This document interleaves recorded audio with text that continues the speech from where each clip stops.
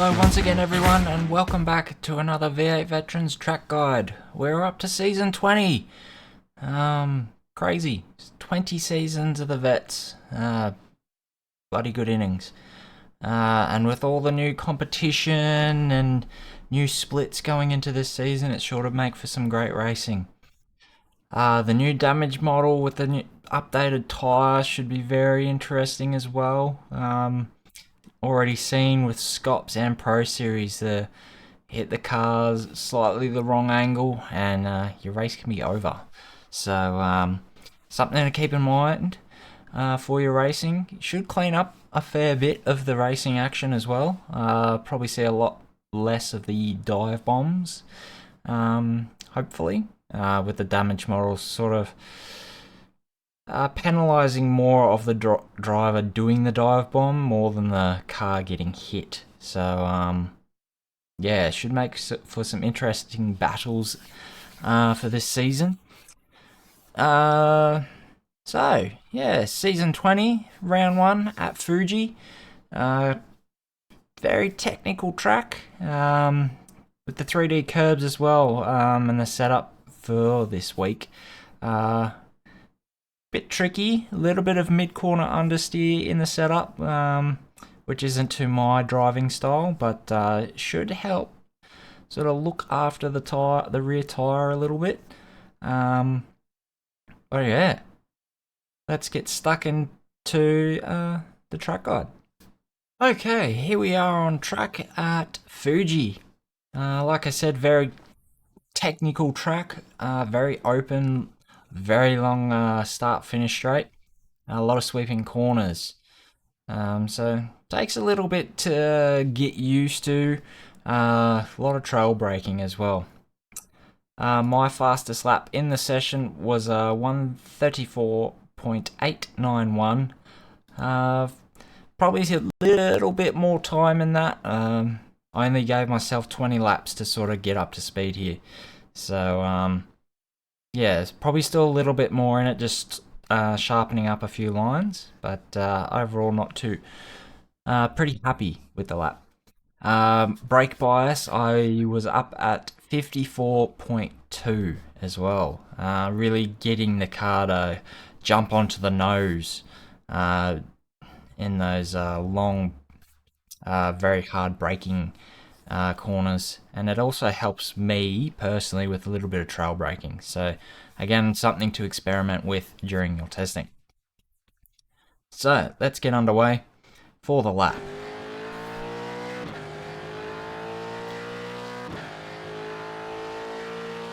So yeah, done our nice slow out lap, running it up through the gears down the start finish straight here. We're hitting 6th gear basically as you cross the start finish line. As we're coming up to turn 1, we're braking just as we're getting, or just past the 200 mark. In the cabin, you'll see later, I sort of jump on the brakes right as the 150 marker is crossing the pillar. Down the gears, we'll go down into 1st gear and do a short shift into 2nd to just help the car rotate. Probably did a little bit early there, which you'll actually see here. It induced a little bit of understeer, and you can probably slightly see a little bit of scrubbing from the tyre with the car protesting, not wanting to turn through the corner. Run it up again through the gears, up into 4th. And then we're braking just as we get to the 100 metre. I go down into 3rd, using as much of the inside curb as we can. Running it all the way out, back up into 4th gear. And this is a tricky corner. It's got a few different lines that you can take. I sort of like to go for a bit of a V. Let it run out, we'll actually go down into 3rd. Yeah, as we pass here on the brake, down to 3rd. And then we're aiming for this little bit of added concrete on the inside here. So you want to get the car up on that, help rotate the car. and straighten up your exit for the next corner. Don't want to be running out all the way to the exit here, you'll just end up wasting time. Coming along, we're braking just before the 50-meter mark, down in the second. I used a little bit of inside curb. You don't want to hug it too narrow, and you don't want to run it out too early on your exit. And then we'll run it up through the gears. You don't need to wash all the way out, just let the car flow. Now as it's coming down to this very tricky corner, as it sort of dips away and then has a bump in the mid corner, we're braking just at the 100 meters there. Go down into third, and then as we come into the corner, touch of curb, as you see there, I sort of just missed where I sort of wanted to be right on the curb here, and I just missed it, which sort of put me offline a little bit, and you can really see how much it loads that right rear tyre. So nice smooth on the throttle, and then being very careful with the exit curb. You can see it sort of lifts up and then goes to the grass. It'll spit you out and send you into a spin if you hit it sideways. Go up through into third, back down into second, and we want to sort of just get on the curb slightly, not too much, so it doesn't bounce the car. Then we can do a little bit of a shortcut. Through the next one, up to third, back down into second, and we're braking, just as we get past this section of concrete there. Down to second, clipping the apex, and then again we're shortcutting a little bit, straightening the car up as much as we can under braking, and down into second. Waiting to get on that power, fed it on a little bit early there. Missed the apex, but was still a fairly good exit with how wide the track is. And then running it up through the gears, making sure you're shifting just before limiter to get the most out of each gear. And there you go.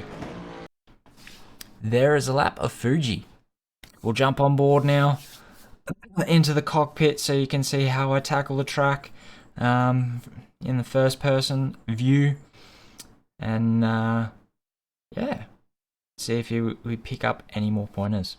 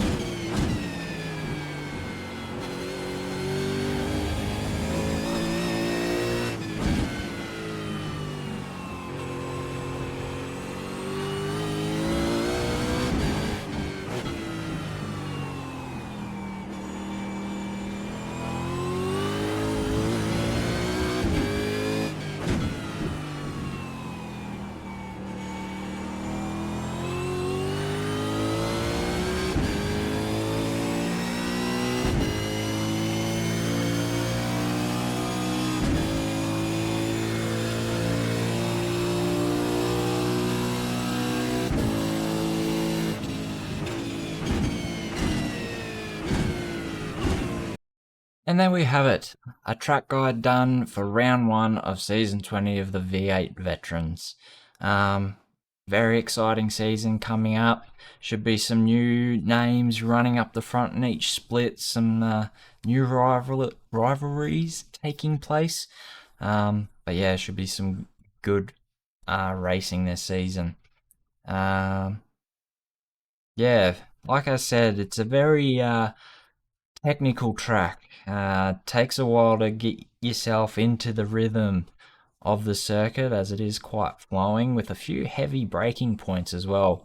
But the track should provide some good racing, some good over-unders with a few people out-braking themselves when going for a pass, and some very interesting fuel strategy. Should be able to save quite a bit of fuel in the tow around this track. So maybe starting from pole won't be the best thing. Maybe starting a little bit further back so you can be in the draft and save some fuel might be a winning strategy. But we shall see on Thursday night. So yeah, hopefully you've all enjoyed. It was great to see the amount of viewers for last season's track guides. So I really appreciate it, and wouldn't be doing it without, wouldn't be back doing these without the support of you guys and girls from the vets. So yeah, thank you all for tuning in, and enjoy your week of racing, and we'll see you next week for another track guide. Bye bye.